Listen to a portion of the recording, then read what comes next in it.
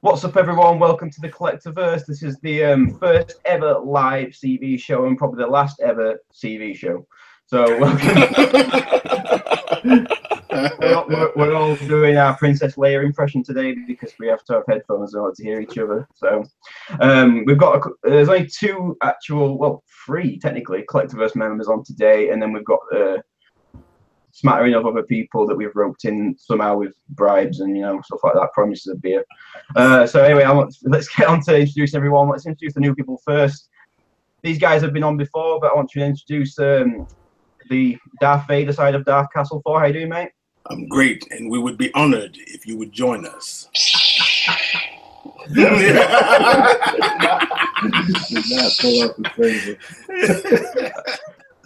I should have put him last. No one's beating that. We've managed to drag him away from the TV for the first time this weekend after watching the Punisher series. Rodney, how you doing? You got that right. Man, I'm doing great. Had a fun Friday and Saturday. Thank you, Netflix, for not messing it up. Thank you. I just gotta wait a whole year. What's up, people? Coming at us live from down under, I think it's like, what is it, 5 in the morning there or something like that? Yeah, it's 5:30 now. We're actually about to see the sunrise, so yeah, awesome. You'll hear the birds chirping soon. We've got Jason from the Odd Couple Stats Review. How you doing, mate? You all right? G'day, guys. Thank you very much for having me. Honoured to be on the show. An avid watcher and first time on the show, and really happy to be here. Live from LA, we've got Ian Dempster, formerly of Collectorverse, after this show. We've also got somebody else with him I'd like to introduce. Go on, Ian. Well, first off, I want to say, is it that Australians are always the happiest people in the world? I have no idea why. I don't know what they do on that island. But anyway. It's the beer, Ian. It's the beer. So, hey, this is the new member of Collectorverse, Chris Moret. You probably saw him with me. How you doing, guys? Yeah, you saw him with me. Welcome, Chris. And his nickname will be Jedi Chris, because there's so many Chris's out there. I don't know what else to call him. It's a good name. Honestly, it's a good name. I gave it to my son as well, so I mean, it just confuses my wife, and that's a lot. That's fun. My wife is from Perth, Australia, so yeah, she's happy all the time too. So I don't know what's in the water, but it's a beautiful continent anyway. But anyway, I'm being a part of the crew, and I have a lot of years of experience with collecting, and I definitely like to geek out on the weekends and watch sci-fi and all that good stuff. So I'm a good fit. Yeah, so hopefully he stays on that side of the couch. He's already getting a little bit closer, and it's making me feel a little uncomfortable. All right, Richard. Let's go, Richard. We're live, baby. Come on. To be fair, his name was Dave, but we couldn't be asked to change the emails of the stationery, so we told him to change it to Chris. So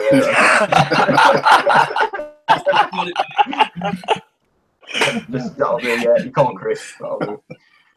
So I just want to quickly ask everyone, what have you had in this week? I know Thor's basically wanted by the FBI for taking out. No bullshit. Man, I had to hunt down this freaking XM Boba Fett, man. I had to go through the male Gestapo. They had some kind of hub with, I'm talking about barbed wire fences and armed guards. And like those wooden fences in Europe where the dude got to push it and lift up and, and then talk it through intercoms. And then finally they bought the piece out because they never brought it to my house. But I was getting it, trust me.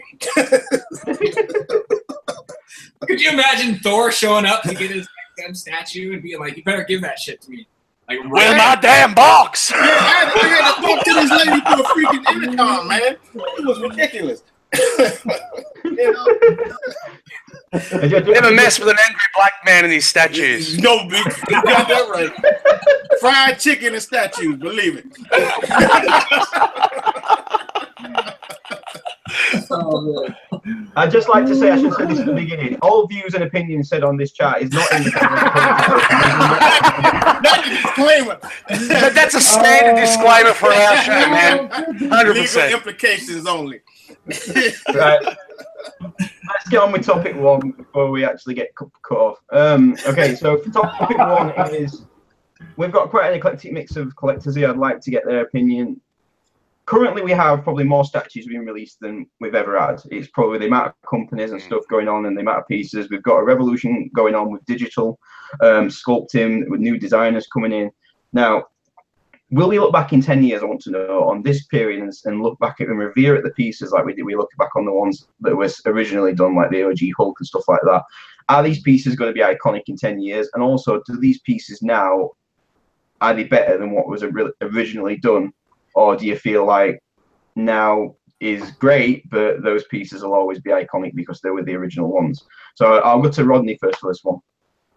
Okay, well, there are a couple of pieces that I really do wish I was in this hobby for, maybe 5 years ago. Like the Blitzway Bruce Lee statues. Every time I see them, I get a pain in my stomach that I wasn't in this back then, because now they're out of reach.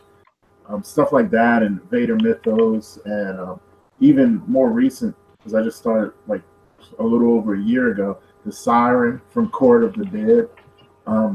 That's another one. Yeah, I see that one, and I'm like, dang, why couldn't I have gotten this sooner to get those? But overall, I think it's I definitely understand why people think it's better now than it was then, because there's so many more choices. I'm a big Bruce Lee and Punisher fan.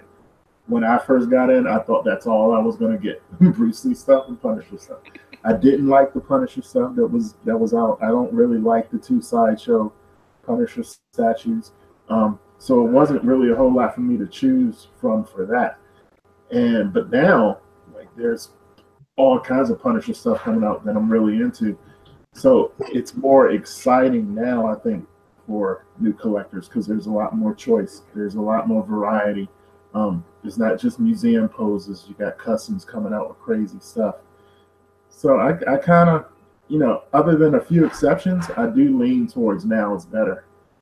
Do you think in 10 years we'll look back at now and revere it like we do look back at the pieces now? I think there'll be a few special pieces that we do. I know for me, I know there are going to be a few that I see now that in 10 years I'll probably still be in love with. But overall, and like some of the OG stuff that a lot of people are into, I just don't really care about. So if I'm more into dynamic stuff, the action poses and all that, than the museum stuff. So I can pick something from each, decade that I could probably look and be like, ooh, I really like that one. But as a whole, I don't think so. Jason, what do you think, mate? Because I know you're a big DC fan and you've got a lot of statues. I mean, I've seen your collection a lot. Yeah, well, I mainly collect the DC and Marvel lines, but like with that, I'm going to say, I was actually thinking about this topic, and I'm going to bring up, like, just say the Red Sonjas for starters. They've now brought out 3 of them. The original, arguably, people still say is the best. I own that one, and I'm not really too on with the face paint app. It's a bit dark.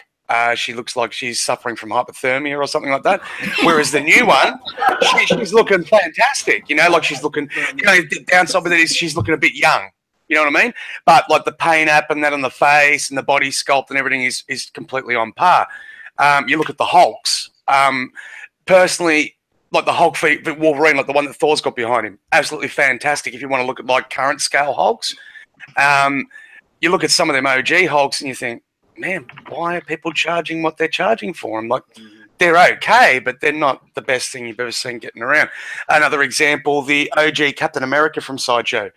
I'm yet to see one that doesn't have little balls appearing on the mixed media, and you get the ones like the Allied Assault and the XM Sentinel of Liberty ones and stuff like that.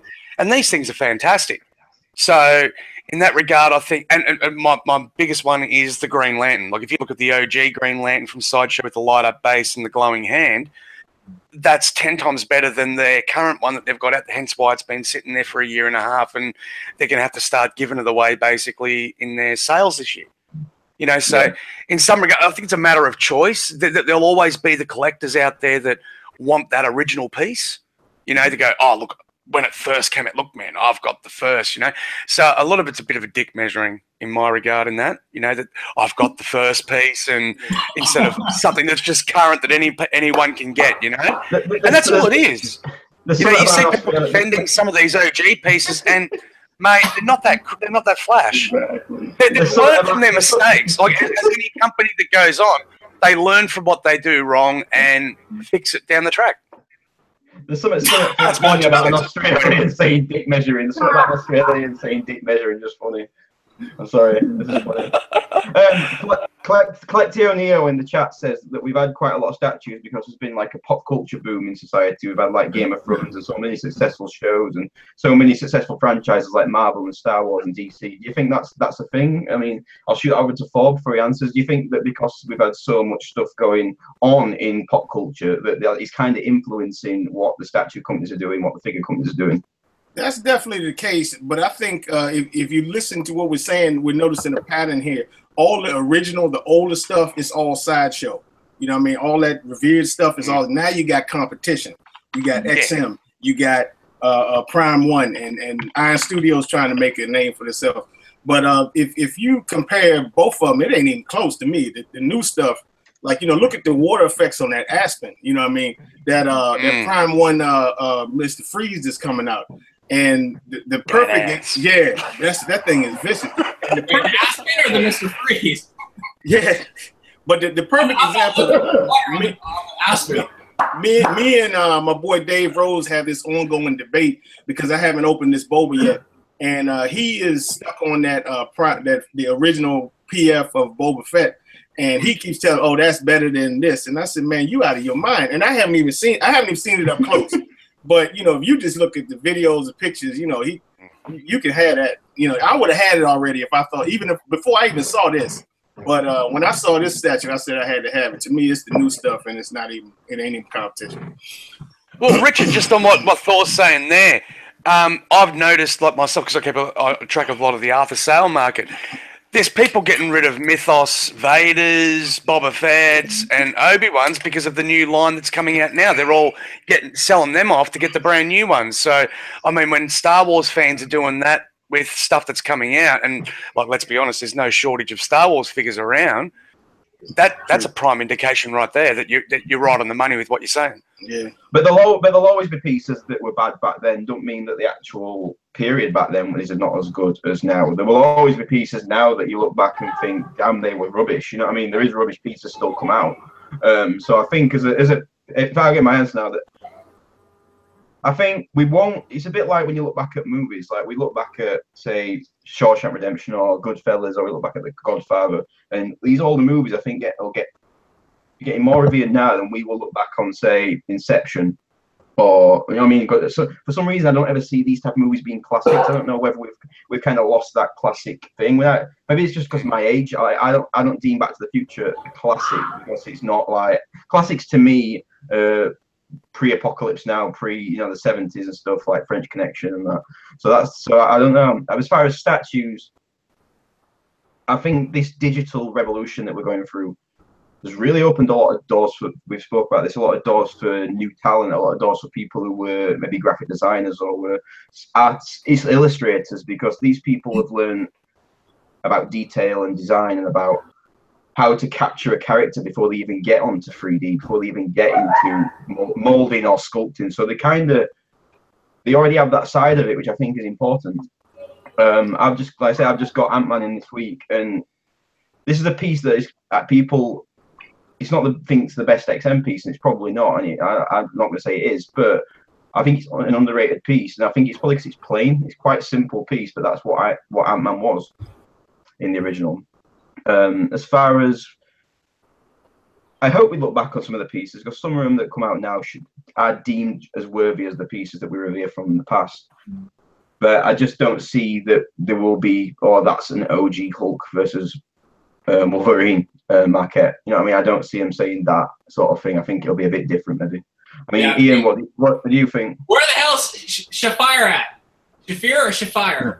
I'm going to call you Shafire, even though I know I sold you some stuff, but I got the snake for you. Yeah, I told you not to show your snake live on CV Show.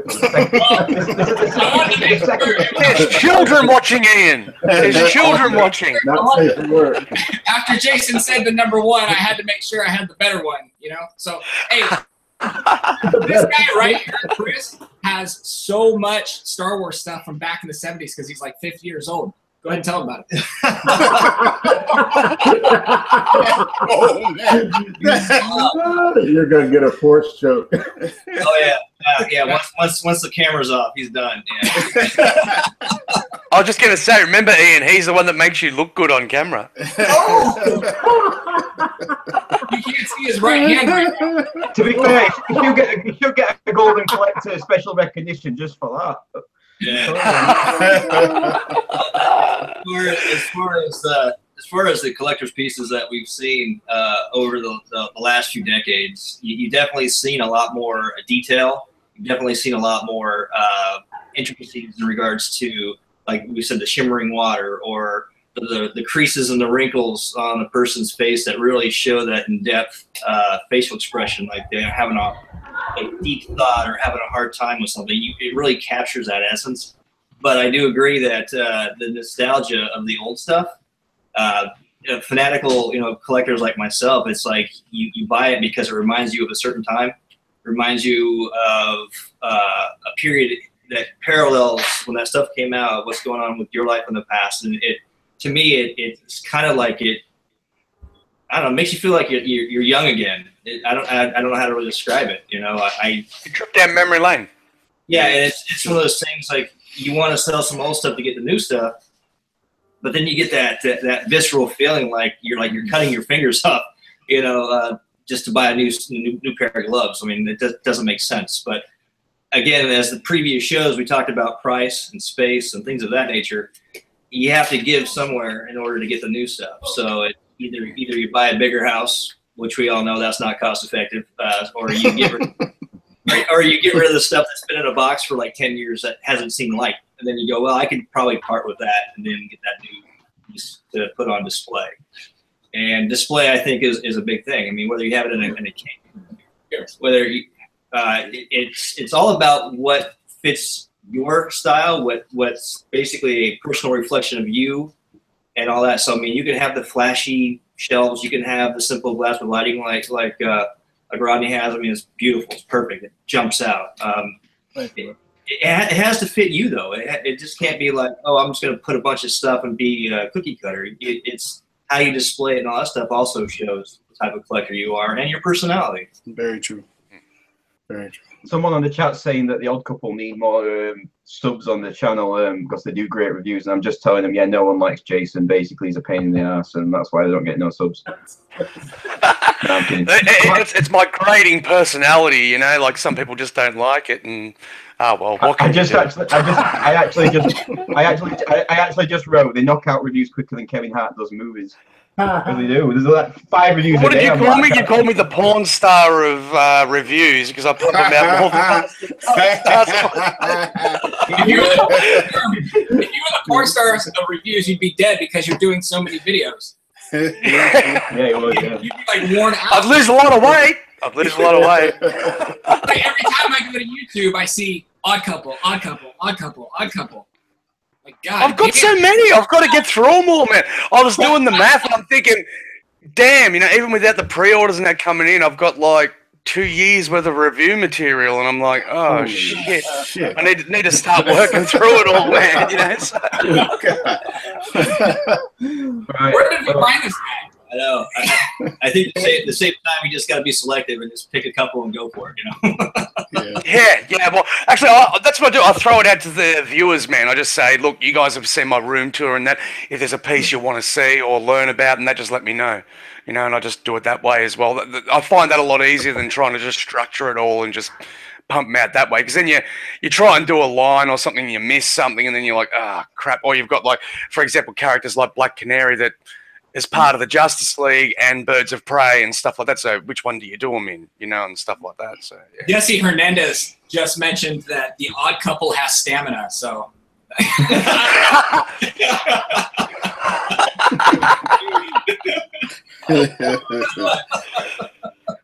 Anyway, Ian, give me your 2 pence on it, and then we can move on to topic 2. No, just move on. We've covered it. I don't really have anything intelligent to say today. Well, we never have nothing to waffle on about. Well, I went karaokeing last night, and I did a duet with another guy, and it was really awkward. So I'm just keeping my mouth shut today. I I think that Violence in the stream, was it, Ian? No, there was just the thing was, there was no girls in the bar. So I said, hell, you know, somebody needed to be kind of bar where you at, my brother? That's not where you're taking us for steak dinners, is it? Oh no, steak dinners. That's the legit thing.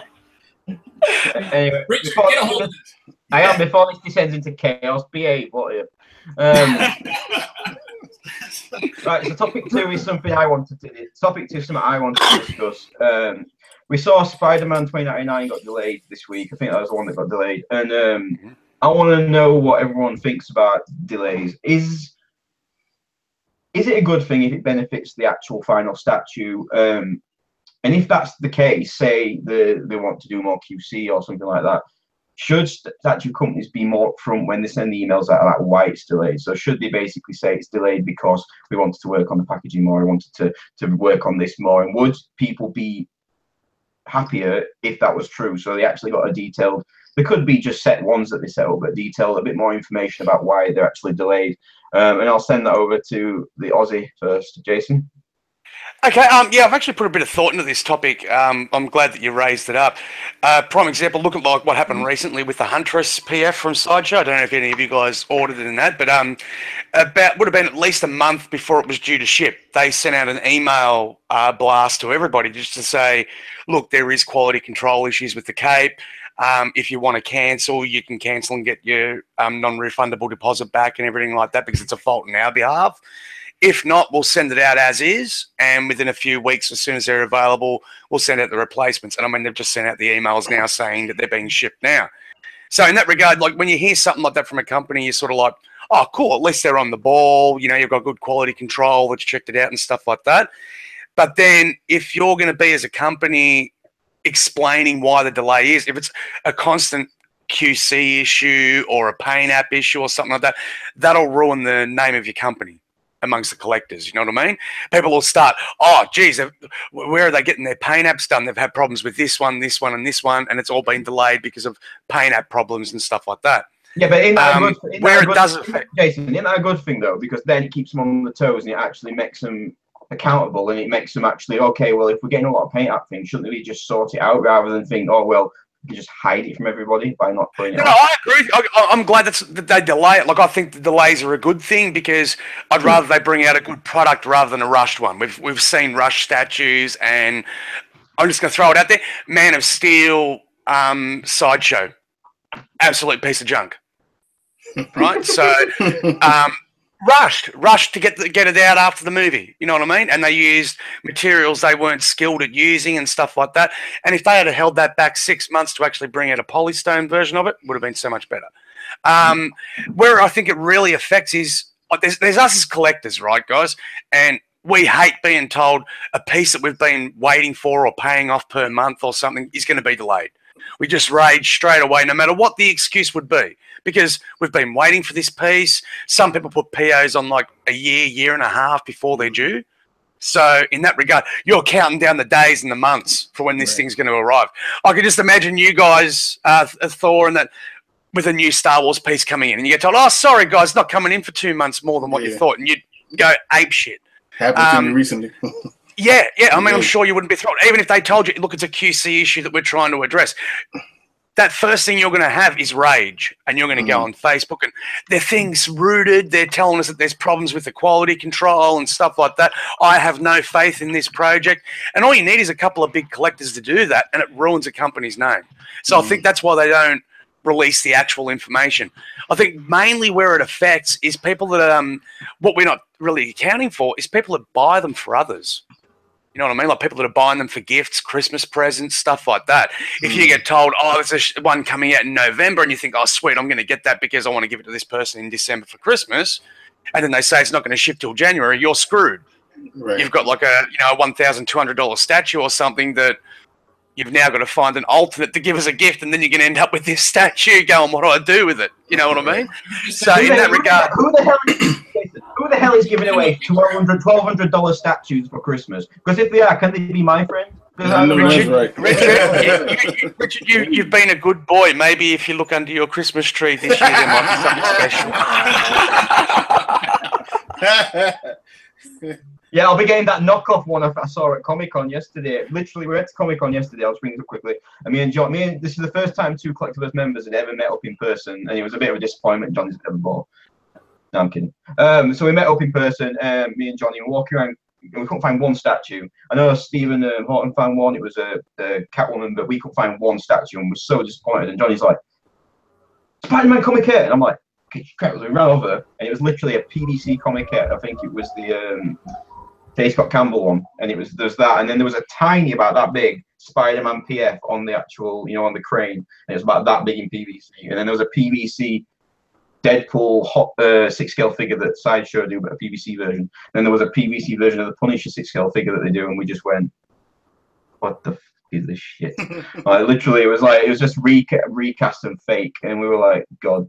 So anyway, we filmed it, and we were like, "Send it to Sideshow, see what they say." See what they think. Richard, come on, mate. You know the best knockoffs come from China. I don't know, mate. Honestly, I don't know where knockoffs come from, but we were just like, so the entire, there was quite a few hot toys, there was a lot of Kotobukiya, and there was a few first figures, and it was like Pop Central again, though. It was literally like Pop Central. I couldn't move for Pops. That's every store had a Pop thing, and to be honest, not one Comic-Con exclusive. And I had a bit of I took Baz, Baz the artist, and he was like, "You're such a Pop snob." I'm like, I come to a Comic-Con. I didn't pay to get in, fair enough, but I come to a Comic-Con, I want a Comic-Con exclusive. I don't just want, "Oh, well, I got a Pop from 2 years ago that I can get for $4.99 in bargain bin." I want an actual Comic-Con exclusive, something that I can only get there. So yeah, it was a bit like Pop Central. Anyway, that's why I was talking about that. I forgot we were. Richard, don't tell me you pulled the "Don't You Know Who I Am." Not there yet, bro. Not there yet. Getting there, but not there yet. just like that. Oh.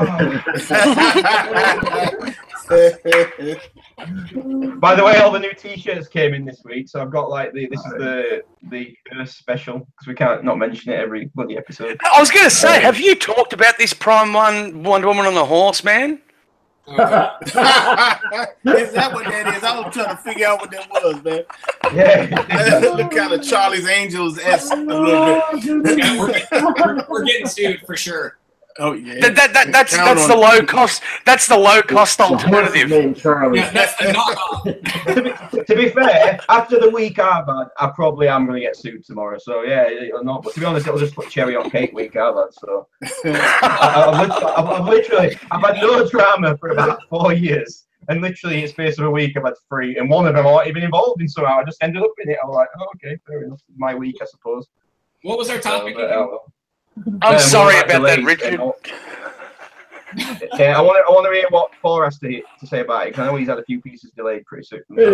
Yeah, recently the Iron Studios Vader, they were supposed to take the last payment out of September, and then mid-August they said, "Oh, it's going to be delayed." I was like, okay, and no explanation. Now, see, if they gave you the explanation, I would have no problem with it. If they try and improve the piece, they got quality issues. Fine, I'm fine with that. Just give me the best piece you can. Then September came, they delaying it again. So I didn't get it to what was it, a week and a half ago, right? In 2 weeks we did it.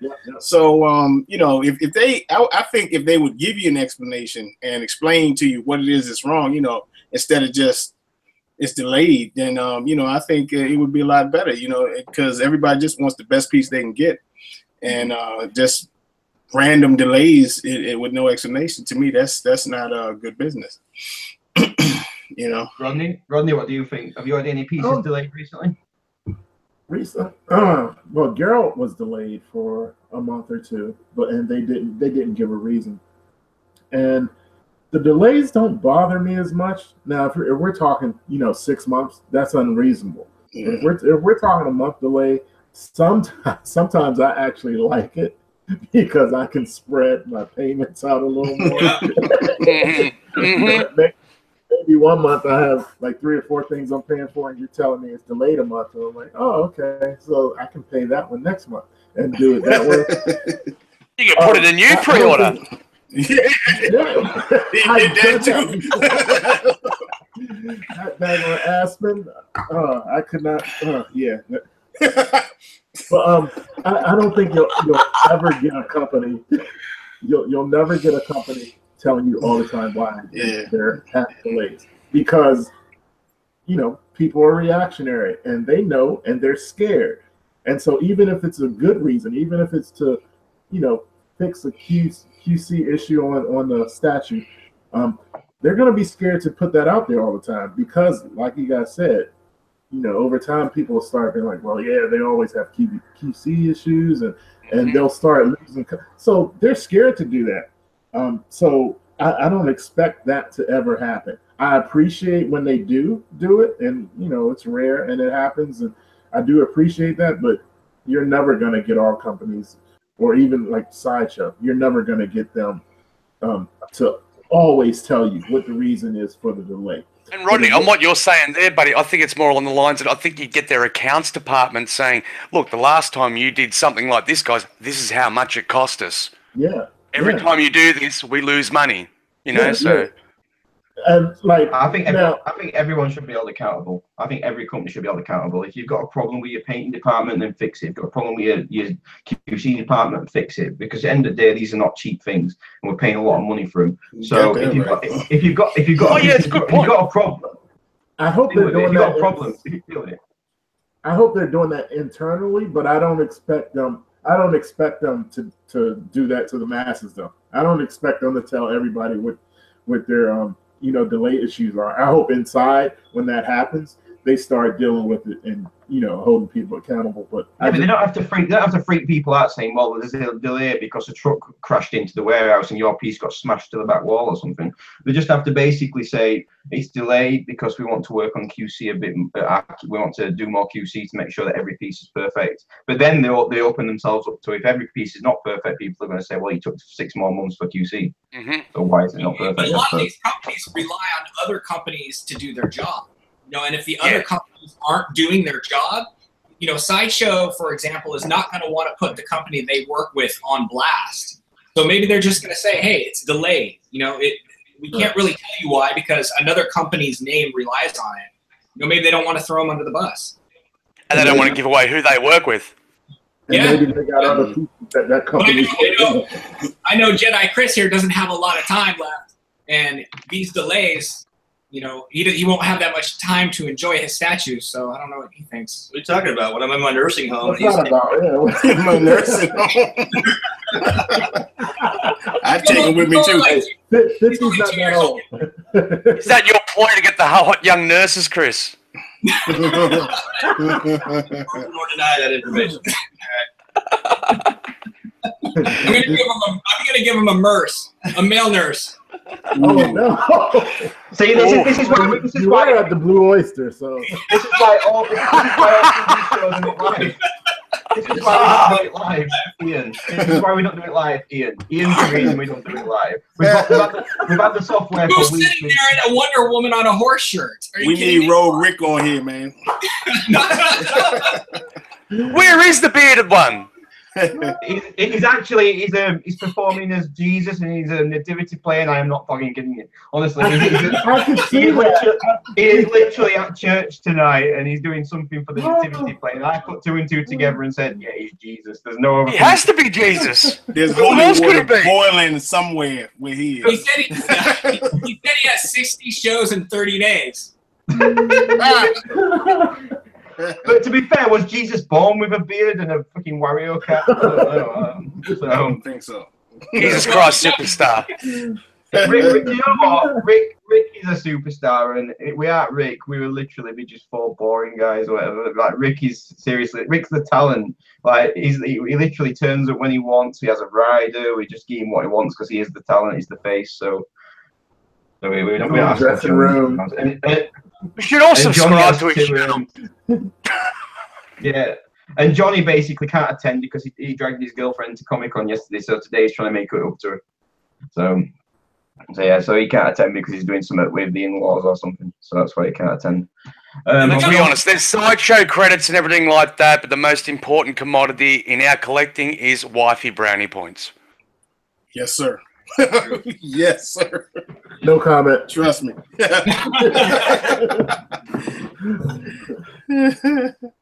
What's up, Blake? Anyway. Hey, Blake just joined. We got Charles. Yeah, we're gonna. It seems to be a resounding yes, by the way, guys, in the chat to people basically for statue companies to be telling them why it's delayed. Did they used to have delays back in the day when you collected? There was this was before information technology, so basically, if it wasn't in the JCPenney catalog, you know, we didn't know it was coming out. The JCPenney catalog. Even I know that one. I remember seeing the ads for that crap in the comics here. Yeah. Basically, Chris had to go to the old store on the corner and trade in 2 horses and a goat to get a statue back in his day. Drugstore. That was on a good weekend. Yeah. The Amish statue trade. Yeah. Right, let's move on. Anyway, I think we've all pretty much talked about it. Ian doesn't seem to be saying anything tonight, but that's probably a good thing for us. So, no, hold on. All right, it's my turn. Next topic. Rodney actually stole my thunder on this one because I love it when they get delayed because I don't have to make the payment. You know what I mean? Usually my payments bounce anyways all the time. And I call Sideshow up and I'm like, please accept my payment. And sometimes they say yes, sometimes they say no. To be fair, Ian don't have to pay customs because he can go down to the dock and seize anything. So he gets his statues sent in and he goes down and seizes them and don't pay any customs or anything. He's just like, it's absolutely true. He told me he damages everyone else's statues when he's got one so he can decrease the ES size. To be fair, he sent me a picture the other day of a container tanker basically pulled into port and all the containers had fell off the side, and I was like, yeah, someone's not getting statues this week. I was like, oh damn, that was crazy. But I did that on purpose because it was all your guys' statues. Yeah. That's the delay we're talking about. To be fair, I just got charged I just paid £140 for a statue I paid $500 for. It's like basically I paid £140 for customs, and Johnny rubbed it in and went, yeah, I paid 18 for mine. It was like, because he got Iron Patriot from Rick, and basically because I think Johnny paid £180 for Iron Patriot, 140 or something. He paid a lot. And I paid like $500 for Ant-Man, so I think that's why I got absolutely shafted. But yeah, I prefer FedEx to it because they just send you a bill, so it gives you a bit extra time to pay it. Has Rick asked for it back yet, though? As Rick said, give me my man back.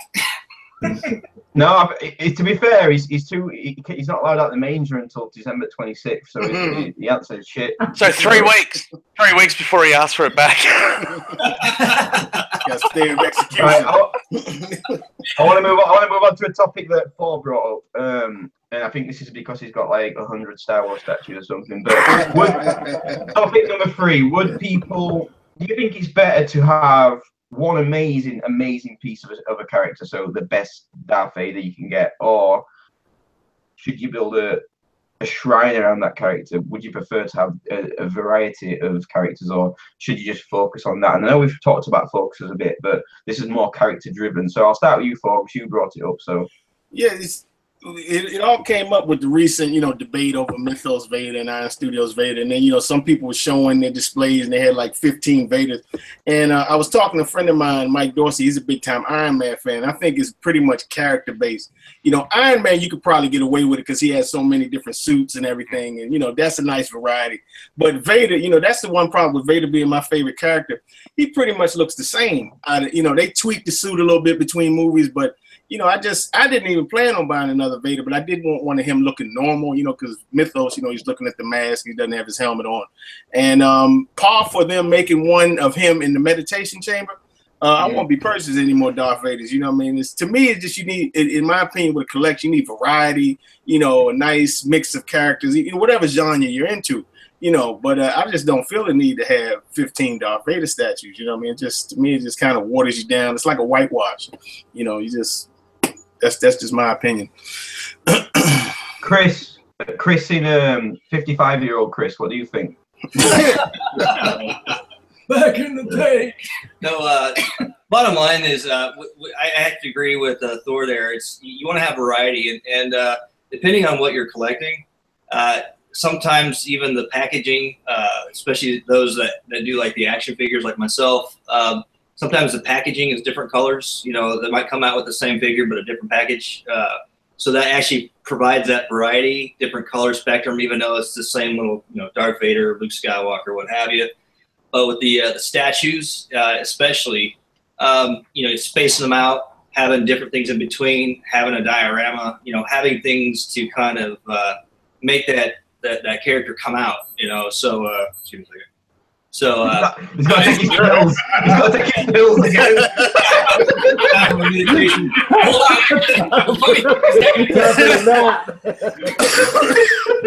I think he said he'd be finished at that time. Yeah, I think it's next time, right? Oh, you haven't done a live chat with us before, have you? Great. None of us have.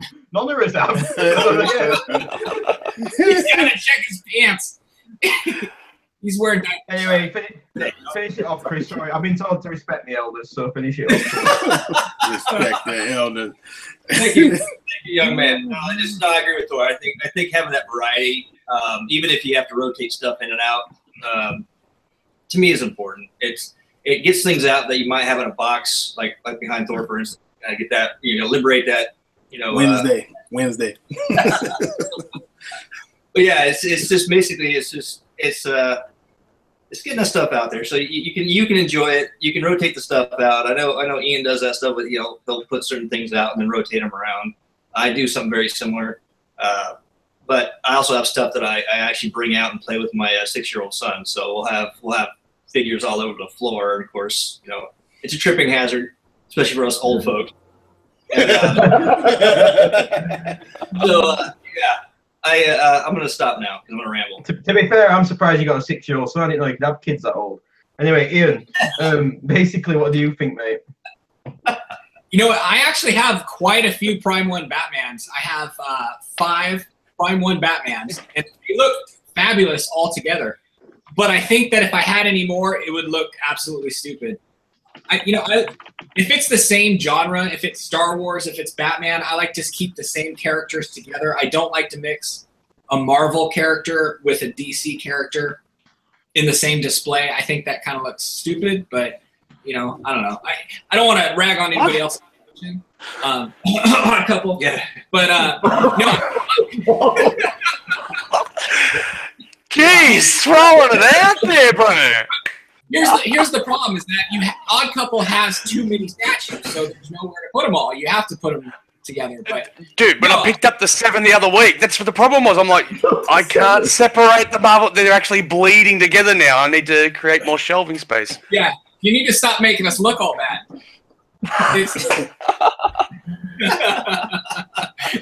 Seeing as Jason's already commented, Jason, what do you think to this? Do you? I know that you've got a DC shrine going on and a bit of a Marvel.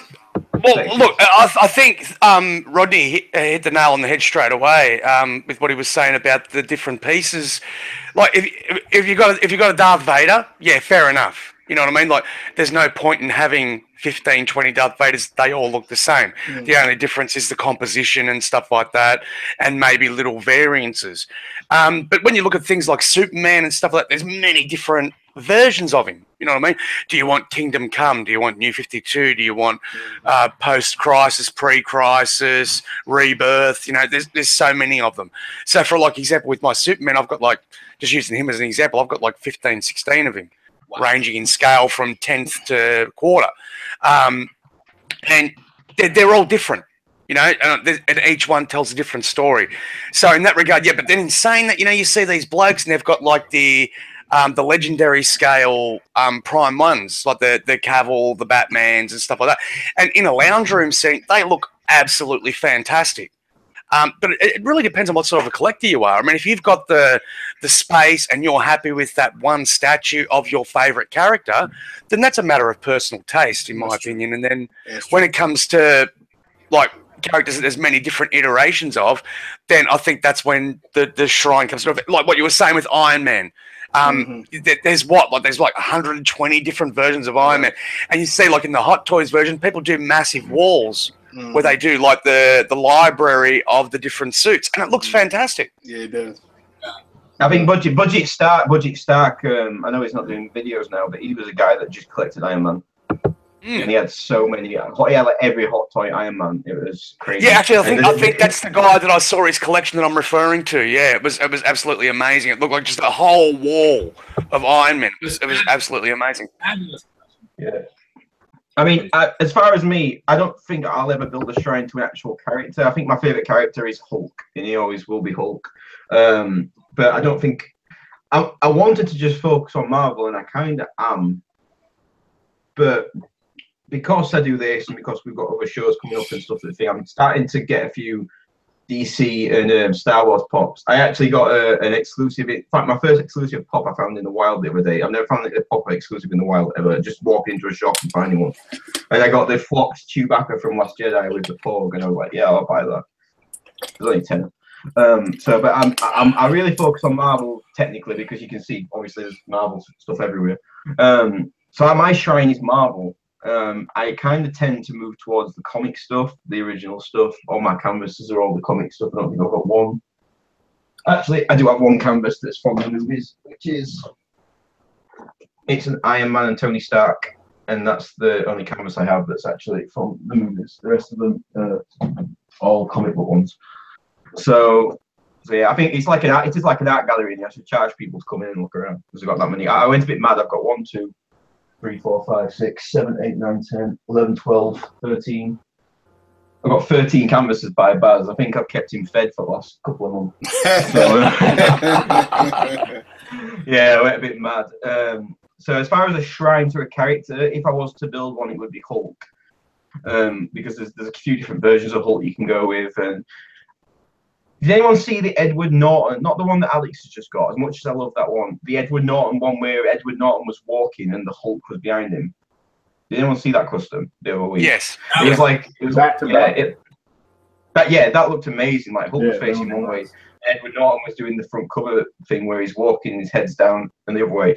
I love that. That was great. I'm looking forward to seeing the XM one, like where the one that won the competition they did, and I think they've changed it up a bit.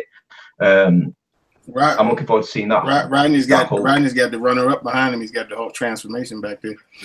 Yeah. To be fair, I would have liked to see XM do that one.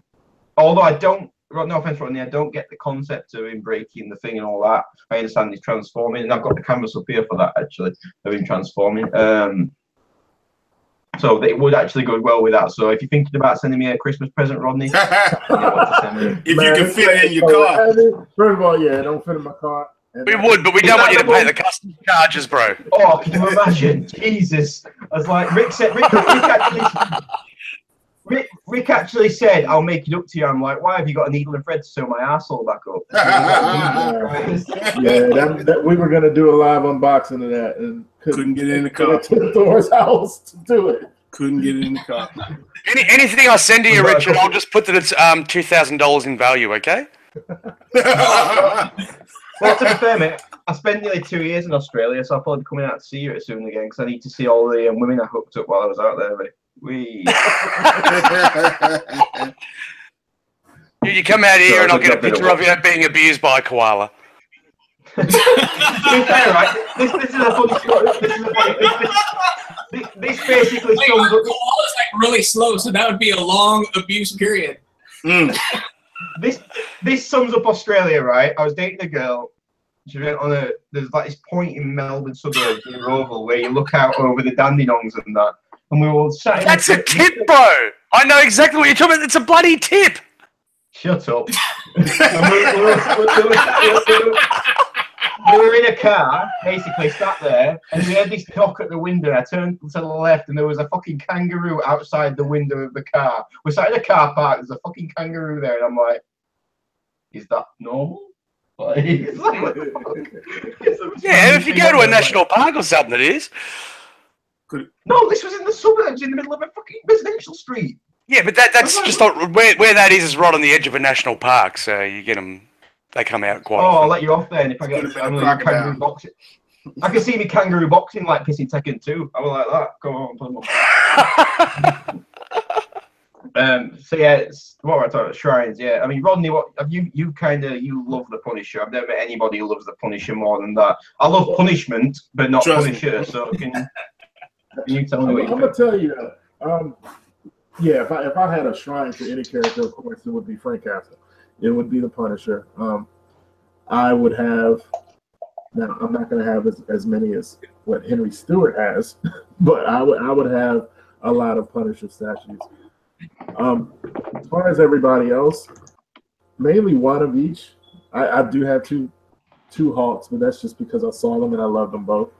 For the Punisher, I want everyone to be different though. So, different poses, different action poses, different portraits and stuff. I have one on a bike. I am looking for a Punisher throne piece, and looks like one is getting made. I've seen that. Yeah. Out with the bodies. I'm looking forward to that one. But it depends on you. I got in this thinking I was just going to get Punisher and Bruce Lee stuff.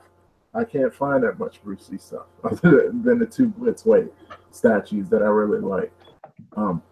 But that's what I thought I would just be collecting when I got in. I see something I like and I end up getting it. But as far as most characters, I won't be having 2 and 3 of each character, just other than Punisher. Yeah. Fair enough. Jason, you've already talked about it, and you've talked about your DC stuff and that. And I always talk, bro. But I shut up. Ian, what shrine would you have? And please, God, keep it clean. I want to do this again. Just to be clear, we're talking statues, Ian. Ian just be right back. He took a hike, huh? Oh, you guys want my opinion? He's walking to the bathroom to work in the shrine. I had to go drain the lizard. Okay. What's the question? They went by themselves, Ian. I bet it was is your top wet? Was it round your neck?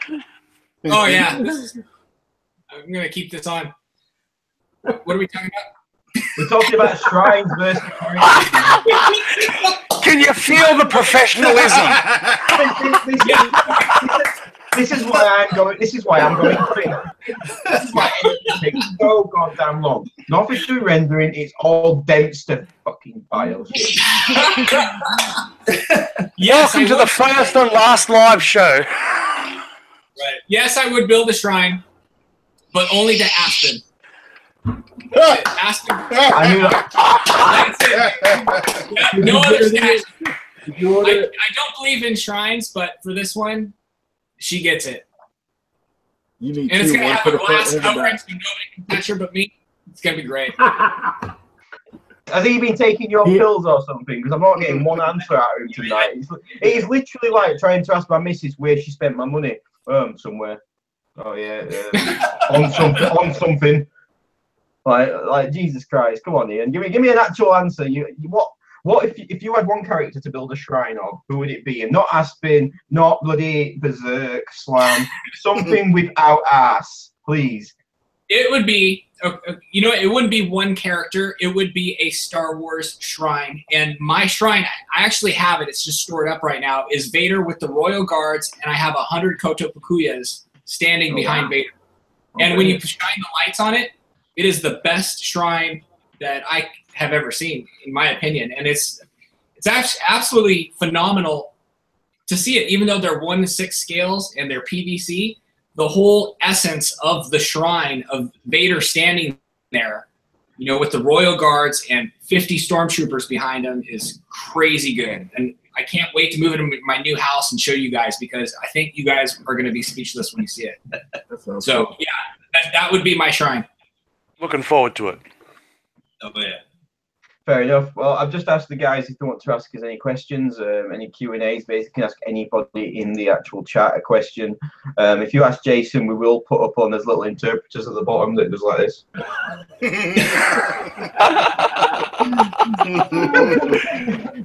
Come on, I speak the Queen's English. But which I didn't know you guys liked the Queen down there. So yeah, okay. What? Priscilla, Queen of the Desert was one of the biggest movies of all time. And also where Regina is performing. Right Yes. Regina is performing. Regina got that power from that set. I'm sure of it. Jeff's asked to talk about the possible trend of larger scale PVC statues. Do you think it's going to be a trend, guys, or do you think it's just they're going to use it on one-off pieces, basically, when they feel?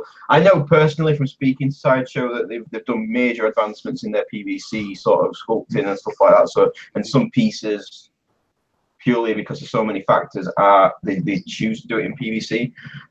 I have a resin statue and I have a PVC stuff as well, so I know the difference. But will people who are new collectors, because I think somebody said that we're like the not the main people that buy stuff, it's usually the guys that buy one statue or the new. So do you think it's going to be a problem in the future, PVC, or anybody jumping on that one? I honestly, I don't think so. I think again, it goes back to preference, whether it's going to be a resin cast or if it's going to be PVC or if it's going to be a PVC with multiple articulations so you can put it in a pose. Honestly, I don't see it to be any type of issue in the future. I know PVC is much lighter, which also comes with if you put it on a high shelf and it falls, you've got more of a shatter potential, even though resin also has the same problem. Resin are heavier. But yeah, that's basically my opinion on that. I tend to like to get the smaller stuff because I can get more of it and put more on display. But when I get the bigger stuff, it becomes more strategy on where you want to put it. Because again, with a small child who has 3 times the amount of energy I do, I mean, something's gonna fall, and hit the floor. So, Jason, would you collect PVC statues? Have you got any that have got a lot of PVC? Actually, I actually did a review on the Skeletor PF exclusive this week, and I brought up in that about that.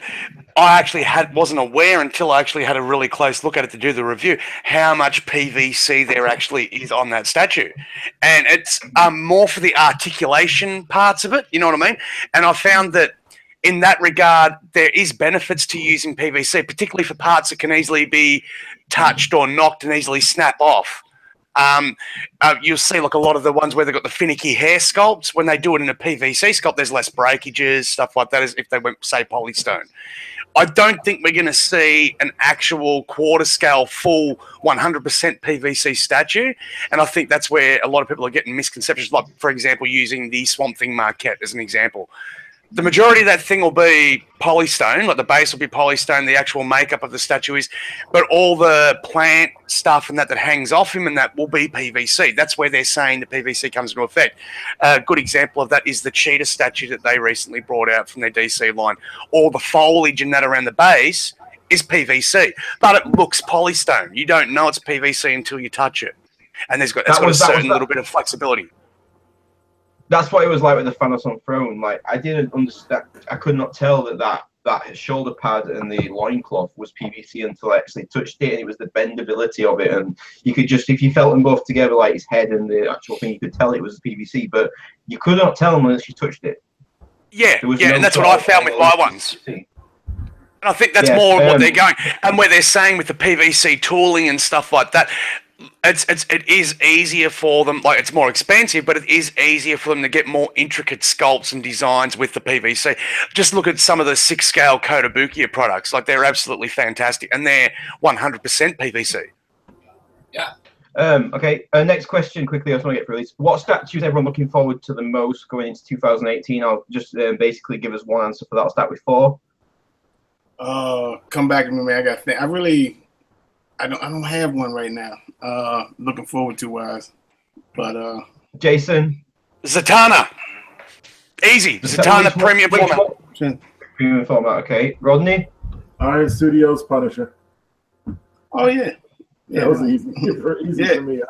Yeah, I'm getting that one. Old man, Chris. I've got my eye on the new Sideshow collectible. It's Obi-Wan Kenobi, and it's transitioning from the Clone Wars, so it's supposed to be between Episode 3 and Episode 4. So yes, and it looks nice, really nice. Really, I haven't seen that one. He has got his remember in the cartoon. He's got the clone armor shoulder pieces. It's actually on his backpack. He's got. Is that the figure? Is that a figure? Oh, you talking about the figure? Oh, okay, yeah, nah. Yes, it's so it's. Who let a figure go on the show? Get him off. Who let a figure out on the show? Yeah. No, I mean, no, it's cool. It's just. Hey, goddamn hot toy. Oh! That's it. Buy them hot toys. Buy them hot toy. Buy them hot toy. Nothing wrong with it. I've got more Collectiverse merch here than anyone. You've seen this. I've got more T-shirts literally than I bought one of each just to see what the quality was because I don't want people getting shit T-shirts. So I basically bought one of each. So I've got Rick now that I can wear to work and shit like that. Richard, you have to be the only bloke I know that can do special effects in a live video. Yeah, my face doesn't look this pretty usually. This is literally special effects as we're going. So the one I'm looking forward to because I've seen it is Father Son Throne.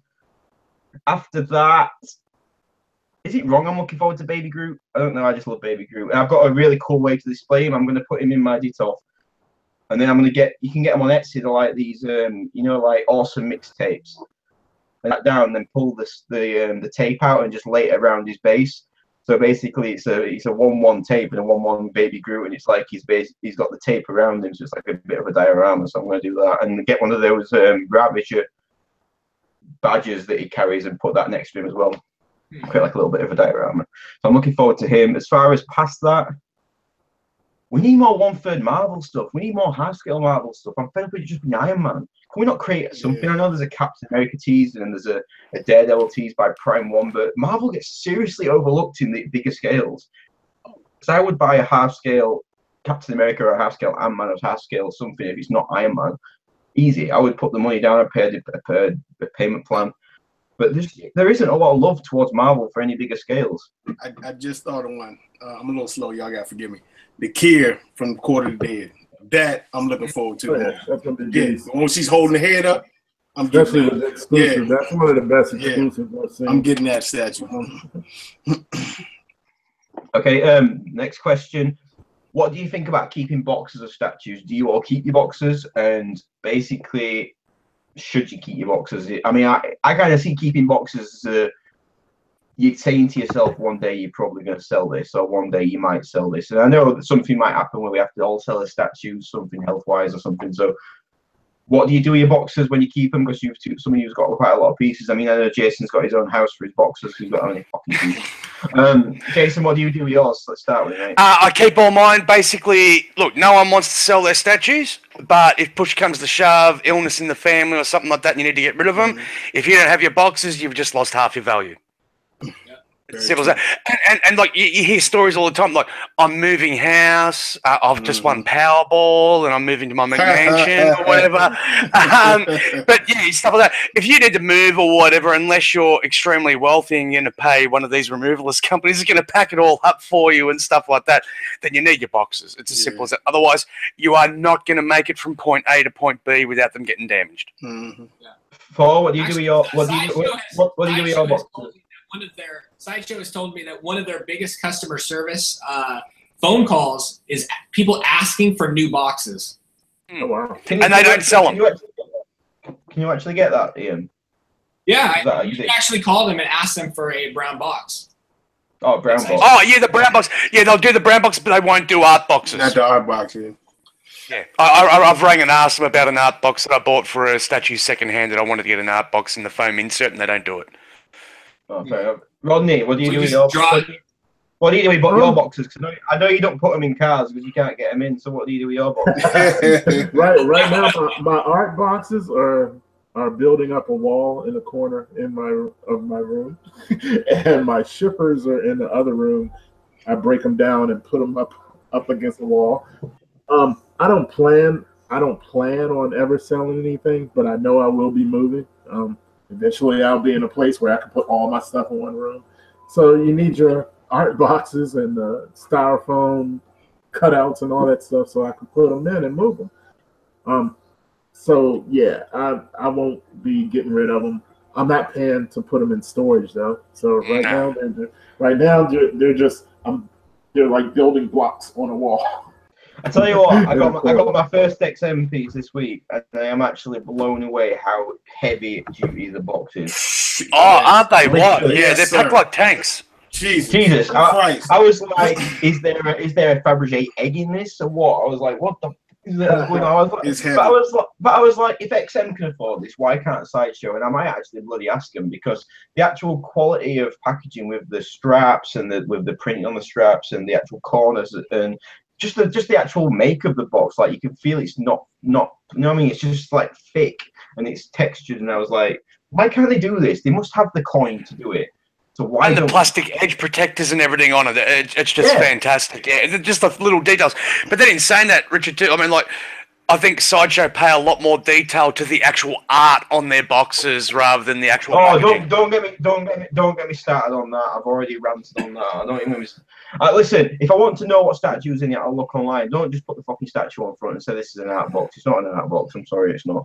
I'm not having that. It's not. Listen, if they can. I've seen the prints from XM this week. This is my first XM print and the Ant-Man print, and I'll show you it if you haven't seen it. This is the Ant-Man print. Now, if you I've put that on not yet seen a single print that isn't fantastic. If you put that on an art box, like literally made it as so it goes all the way around, that would be amazing. That would actually be something you would display as on a wall in your thing. But just putting, I think the one I've seen that's the worst was the Wonder Woman original one by Sideshow, and it was just literally the same all the way around. It was like a W, and it went round W. I was like, yeah, okay. I know they outsource that. It's not them. They outsource it to a company. But I think that you need to get a bit more creative, because the companies that this XM art print I would display, and I've got all these and I'd still display it. So let's move on to another topic. Basically, what statue do you guys think is the best of 2017? I know we had we were supposed to cover this a couple of weeks ago. I'll start with Old Man Chris. What do you think? What's your favorite collectible of 2017? Don't have to be a statue. Oh my gosh. Yeah, come back to me. Let me think about that one. Okay, Jason.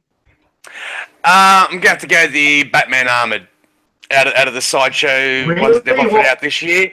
The Batman Armored exclusive. What with the sour cherry sucking face? No,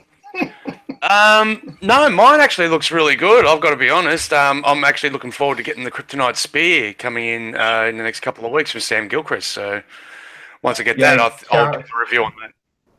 Yeah, I've got that too. And you know what? I actually think that Armored Batman is one of the most underrated pieces. I love that piece. And I hate Ben Affleck. It's a personal thing for Ian. He's actually met him and he hates Ben Affleck. It's not that he don't like him as Batman. He's literally met him and he literally does not like Ben Affleck. He's not his film. He does not like Ben Affleck. Yeah, I hate Ben Affleck. I hate Matt Damon. They were together. Go figure. They're like, how about them apples? When I met them. But that statue is actually freaking legit, man. The mixed media on the cape and how the cape goes over the shoulders. I mean, it really has a presence of, you know, a big, strong Batman, you know, medical. I love that piece, man. Can't wait to get the spear. Put it this way, I have mine standing next to my Man of Steel to deflect from how crap it is.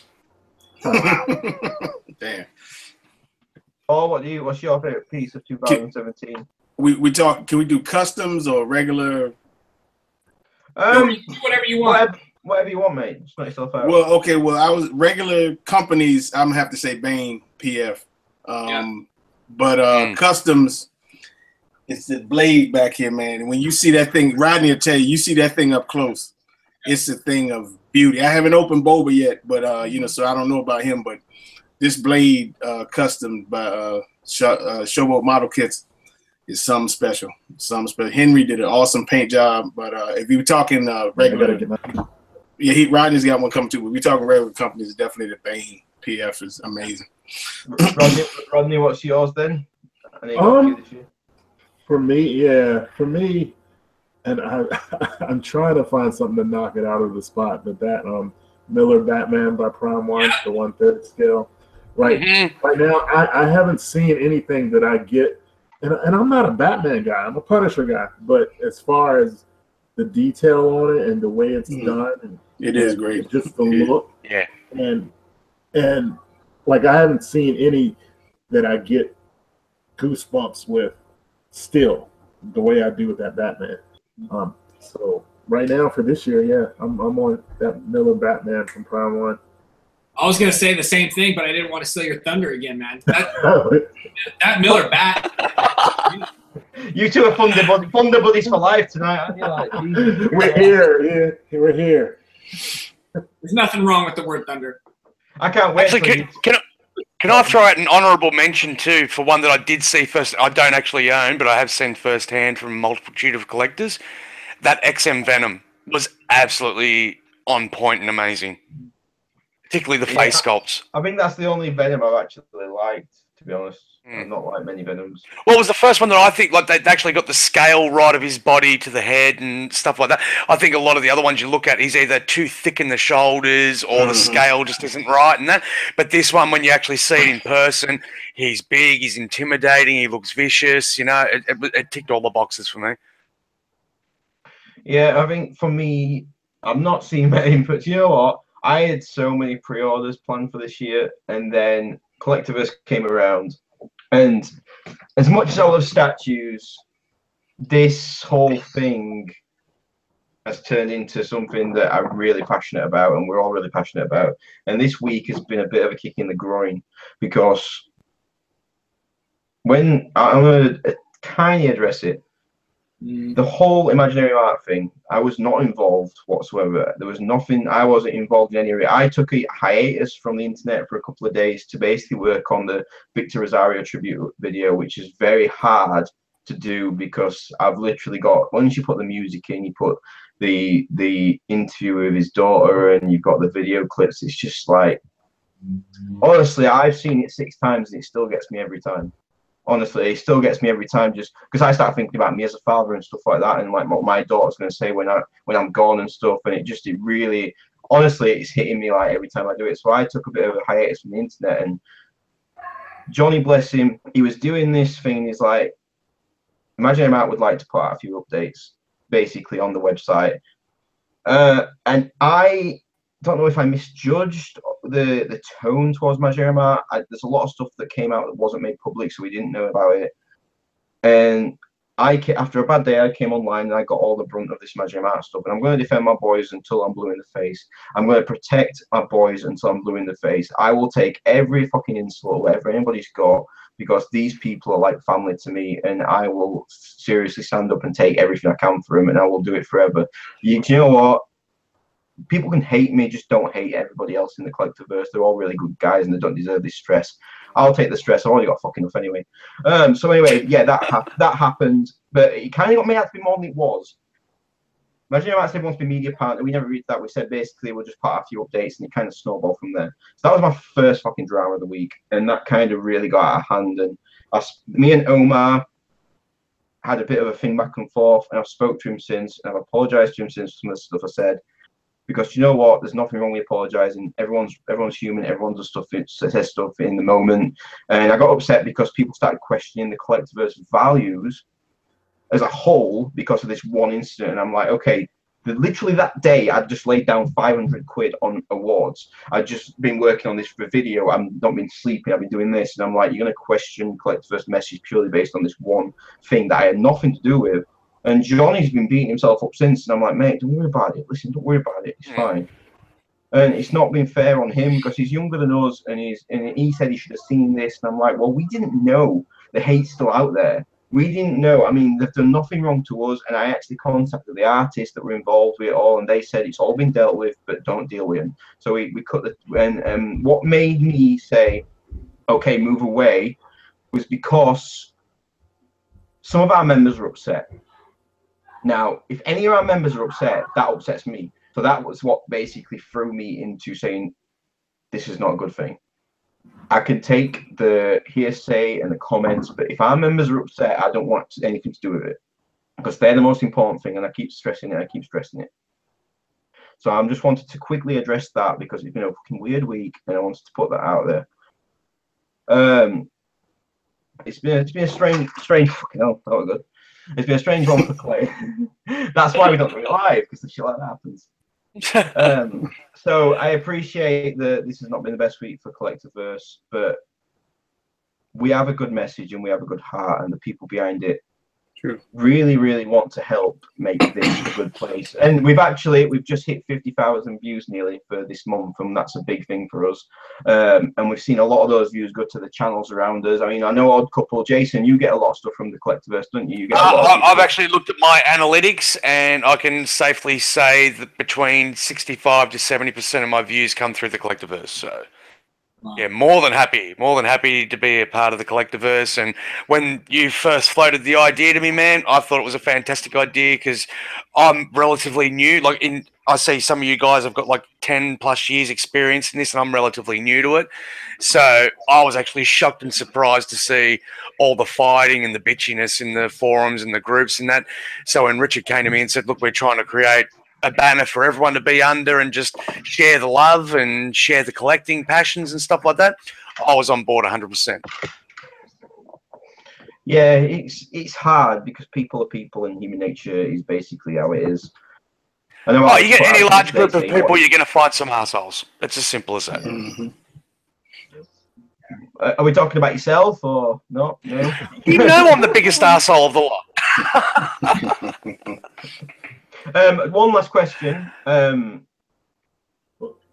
you ever had a piece where you were so hyped for it, but it turned out to be a piece of shit? Pretty much, it was like you were so disappointed, and you were like, why was I hyped for this for like a year?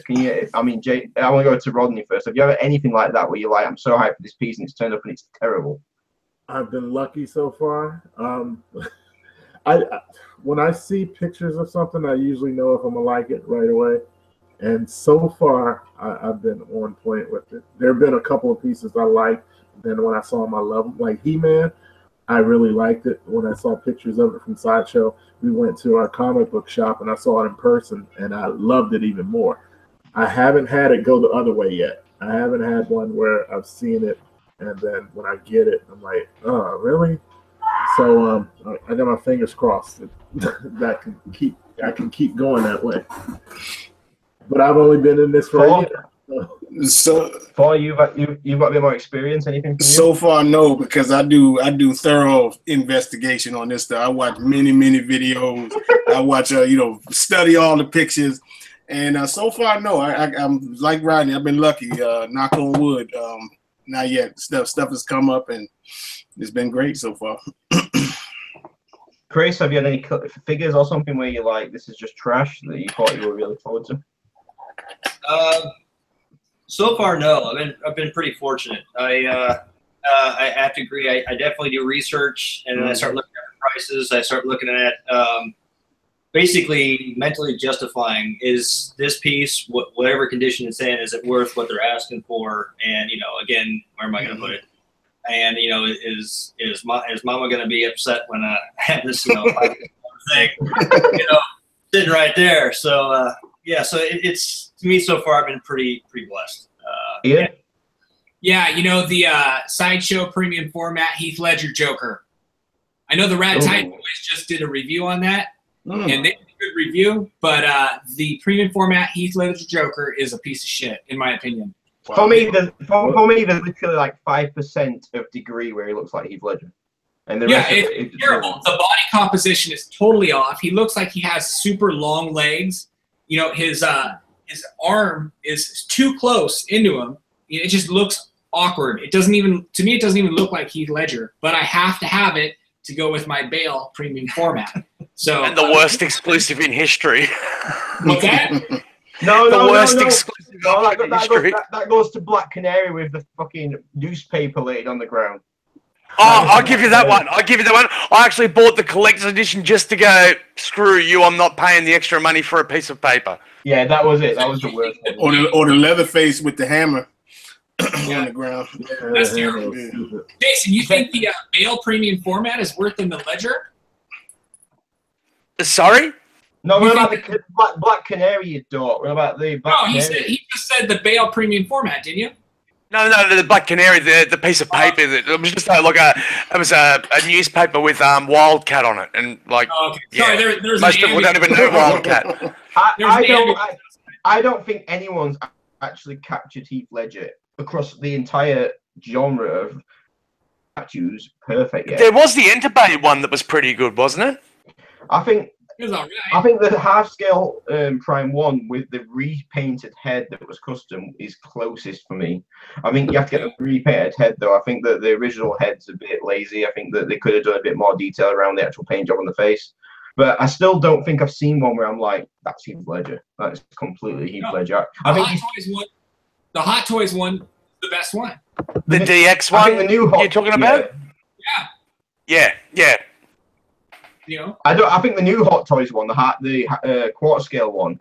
You getting that, aren't you, Rodney? You getting? Yeah, I'm getting the quarter scale one. I don't see Heath Ledger in it though at all. Yeah. I do not see 1 ounce of Heath Ledger. I see more Jake Gyllenhaal than I do bloody Heath Ledger in that piece. Really? I'm like, I don't see Heath Ledger in it. I don't. I just don't see space in the actual quarter scale Hot Toy. I just don't know where people are saying this. I like the mixed media on him. I like the actual. I think it looks great, but I just don't see Heath Ledger in it. But those flames on the Sideshow premium format, Heath Ledger, are terrible. I mean, why even? Yeah, they are. Yeah, That looks stupid. You know, I actually display it without the flames. I'd rather have the holes in the base. Jason, you've got a lot of pieces. If you had to name one piece in that collection that you were so psyched for and it turned out to be a piece of crap, what would you do? Oh, that's easy. Man of Steel. I knew he was going to say that. I didn't do my research. I actually just saw the pictures on the Sideshow website and thought, great, there's a movie Superman out there. I've got to have it. I honestly, when I opened it out of the box, I thought I'd been ripped and got a knockoff. I was prepared to get on the phone and call the guy from eBay and just say, what the hell have you sent me and everything. And then basically started reading the reviews and seeing other people's videos. And I'm like, no, I'm just an idiot that didn't do my homework. So now I do extensive homework on any piece that I'm going to order. And that was my lesson that I learned from there. It was only a $300 purchase, but yeah. You gotta do Batman detective work, my brother. Oh hell yeah, man! You're not gonna drop $800, $900 on a statue and then find out that it's crap. Yeah, you got to. So do you still have it? Do you display it? Yes. Yes, I still have it. I love it. We actually have debates with a few of my mates that actually have the Christopher Reeves PF over which one's the worst. Yeah. They're pretty bad. Yeah. I mean, look, at least mine doesn't have that face, so. I know maybe you could do like throw it in the fire or something, like light it on fire episode. That'd be cool. Put it this way, when they make me a decent quarter scale Henry Cavill Superman, I will gladly do a video where I poured mineral turpentine all over this thing and set it on fire. That would be awesome. I promise you now. I know that Alex was from Red Titan was going to basically, he was trying to raise enough money so that he got enough so that he could smash the crap out of Liu Kang. Yeah. He was like, I'll burn the crap out of this if I get enough money to together.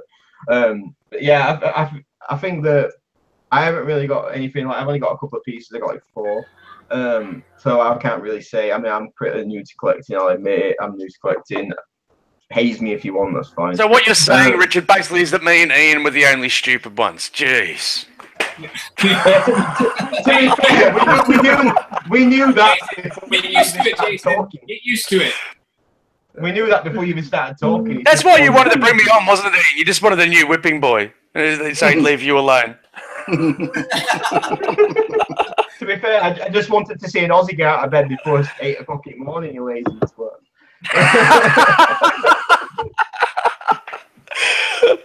Anyway, guys, it's been a really interesting show. Do you know what? Part of me wants to keep it live because I actually like interacting with the guys in the chat. I love it. I do. I actually like talking to these guys in the chat. It's less work for me later on, but I do miss the sort of the production value what we have. But to be fair, when we can afford, the reason it's not live, I'll say to everybody, the reason that the Collectiverse show how it is normally, it's not live, is because one, we have to go through XSplit, which we have to pay a premium for, which is like $100 or $200 something. And then we have to, problem is with XSplit, you have to have all the cameras hooked up to one computer. So in order for us to all around the world to be hooked up to this one computer, we have to have a system in between that will basically make all these cameras that everyone has look like they're on my computer, so then I can put them all in a scenes and I can live edit and flip between everyone. And that software is $1,600 for us to be able to. I can then take Ian's camera and put it on my computer and make it look like he's actually part of my computer and put all these devices up. So it's basically a money thing. We haven't got $1,800 at the minute to be putting into doing the Collectiverse live with the production value that we have. But Ian's on the corner every night. He's working hard. So maybe soon we might actually have it, because he is working hard. He's shaking that money maker. He's getting some. Shake that booty, Ian. Shake that booty. Where them dollars at? Everyone likes the Where milkshake. them dollars at? I'll do what I have to do. Make it rain, baby. That's what we want to hear, Ian. That's what we want to hear, buddy. Sometimes I can't down, so it's all right. Anyway, guys, thanks for coming. Chris, welcome to the Collectiverse. Sorry you had to change your name, and sorry that we called you Old Man Chris for the entire episode. No, it's actually just been great. I know this was the first time going live, and I get to experience that with you guys. So I'm looking forward to being a part of future shows, and hopefully get to meet you guys in person here soon. Well, we will have another live episode next week, because I am literally at the minute doing nominee videos and doing the Vic video and the tribute videos of the person that won the actual special recognition award, because that was voted on just purely by the creatives and purely by the channels. It wasn't a popularity contest. It was voted by the people that do the creation and do all this stuff. I've got the announcement video from Vic's wife Marley, and it's a good one.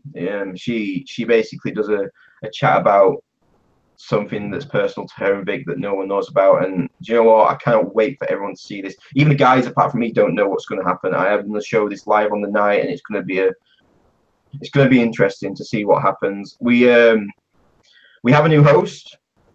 Johnny's girlfriend Serafina, she's going to host. I wanted to bring a female into the group as far as doing the awards, and bring somebody on board she's got a media background, and she's camera friendly, and she wants to do it. So I'm just going to sit with Johnny on the night and sit on the sofa and comment on the actual awards and stuff. Ian's going to be in LA with Chris, and they're going to comment on the awards, and then basically Rick will be out in the sticks, and he'll be sat in a barn chewing some hay, and he'll be commenting on the awards.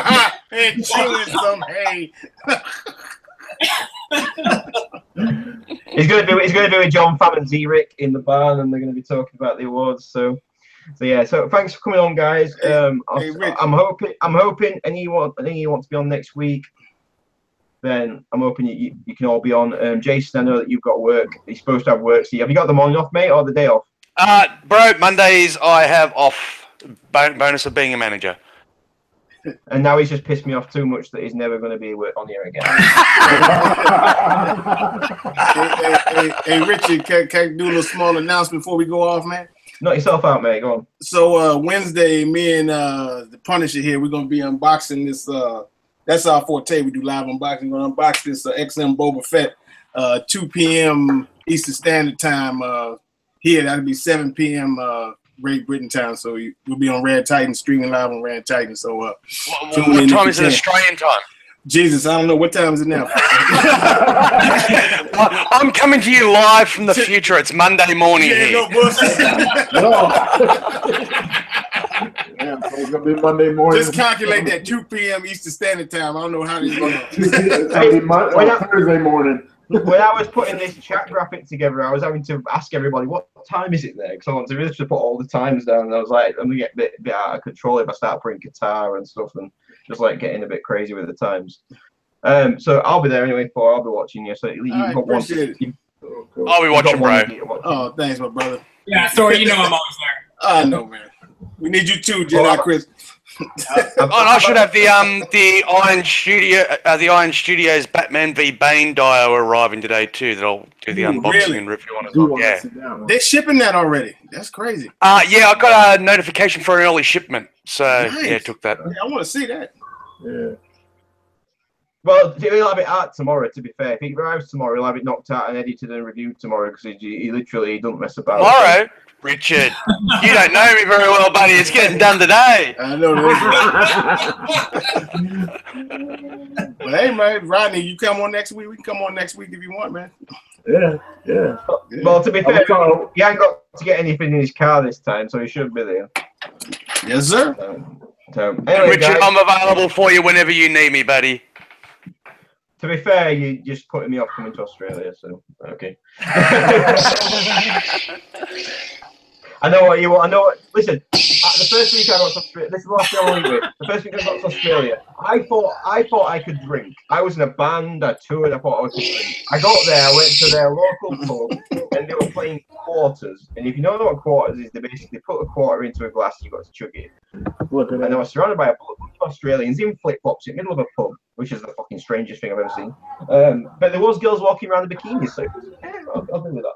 And then basically they were flicking quarters and I was down in it and I was like, I cannot drink for shit. Honestly, if you go up against an Aussie, don't ever do them in a drinking contest. You will not win. Oh, God, no. No, man. No, they'll drink you under the table, man. That's the only, look, Aussie chicks are the only chicks I know. You go to a pub or something like that and they sit down next to you and can I buy you a drink? Yeah, can you buy me a beer? You go, you drink beer? Shit, yeah, it's cheap and it gets me pissed. And you're like... See, now you're making me miss my Aussie girlfriend. Oh. Forget that vodka cruiser crap. Anyway, guys, I'm gonna cut that off now. But thanks for being on. I really appreciate you all getting involved in the first ever live CV chat. I actually prefer it to the pre-edited because one, Ian doesn't talk much because he knows he's going to get in trouble, and two, it's literally been great being able to communicate with these guys on the right and talk about the chat and ask them stuff. So we might actually carry it on. I'll see what's going on. But there will be one next week at least. So anyway, guys, chat to you soon. All right, peace out, yo. Peace out, guys. Happy collecting. And everyone in the chat, I appreciate all your input.